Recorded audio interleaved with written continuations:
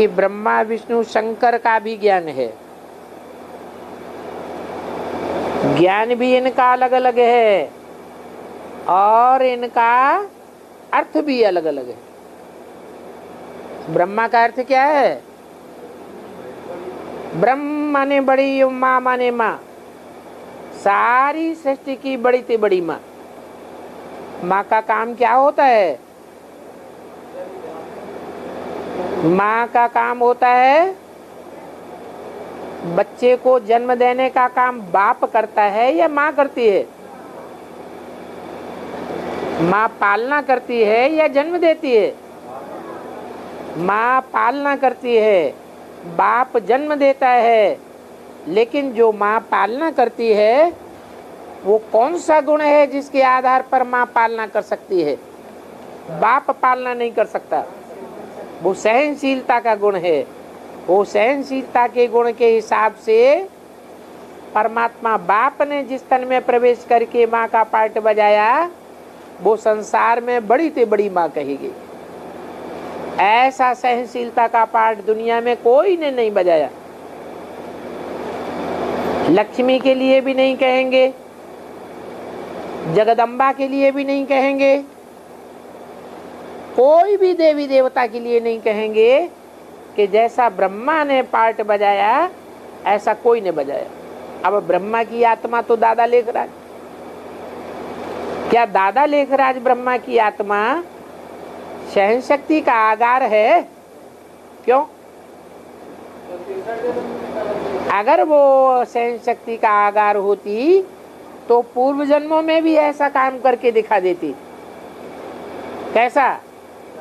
सहन शक्ति के आधार पर ढेर की ढेर आत्माओं को जो अलग अलग वंशावलियों की हो उनको पालना करके दिखाने का कार्य। वास्तव में ये तो ऊपर से आने वाला ऊंच ते ऊंच बाप ही है जो ब्रह्मा के तन में माँ का पार्ट बजाता है, वो ही सहन शक्ति का आगार का पार्ट बजाता है। ऐसे ही विष्णु, विष्णु का अर्थ क्या है? जिसमें कोई भी प्रकार का विषय विकार न हो। ब्रह्मा में विषय विकार है या नहीं है? है, इसलिए ब्रह्मा की पूजा नहीं होती, ब्रह्मा की मूर्तियां नहीं बनती, ब्रह्मा के मंदिर नहीं है, संपूर्ण नहीं बनता। अच्छा, शंकर की मूर्तियां भी बनती हैं, शंकर की पूजा भी होती है, मंदिर भी बनते हैं, तो उसमें विषय विकार है या नहीं है? अरे उनके लिए तो दिखाते हैं कि वो विष पीते हैं। जब विष पीते हैं तो पेट में विष गया कि नहीं गया? नहीं गया? गया ना, पेट में विष गया तो, लेकिन फिर असर किया या नहीं किया? असर नहीं किया, इसका मतलब हजम कर गया क्या है? जैसे सूर्य कितनी भी गंदगी फैली हुई हो वो सारी गंदगी को भस्म कर देता है। आग है, आग चाहे कितनी भी बदबू फैली हुई हो, गंदगी फैली हो, उस गंदगी को भस्म कर देता है। ये आग का काम है। तो ये दोनों समर्थ हैं। ऐसे ही जो शंकर का पार्ट है उसमें कौन प्रवेश है? सर्वशक्तिवान अथॉरिटी, वर्ल्ड ऑलमाइटी प्रवेश है।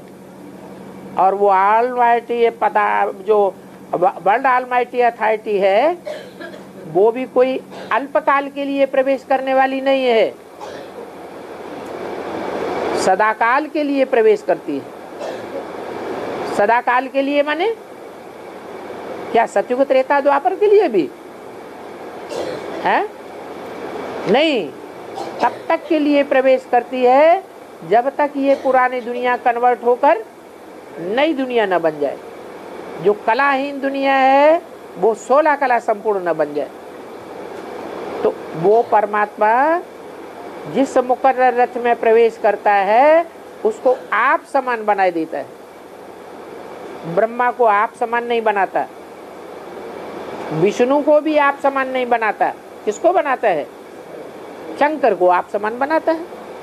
तो शंकर विष पीते हुए भी निर्विष है, विष का प्रभाव उसके ऊपर नहीं होता है। कंठ का मतलब है कि जो आवाज निकलती है गले में से वो विषयी विकारी मनुष्यों के लिए अनिश्चय पैदा करने वाली है। एक भी विषयी विकारी मनुष्य है ऐसा नहीं है जिसको संशय ना आता हो। कोई है? शंकर के पाठ के ऊपर किसी को संशय ना आता हो, 0.25%, आधा %, ऐसा कोई मनुष्य हो सकता है? कोई नहीं हो सकता। इसका मतलब ये हुआ कि वो विषधारी स्वयं तो परिपूर्ण होता है, लेकिन ऐसा परिपूर्ण और कोई मनुष्य आत्मा नहीं होती, और उनके ऊपर विषय विकार का असर हो जाता है।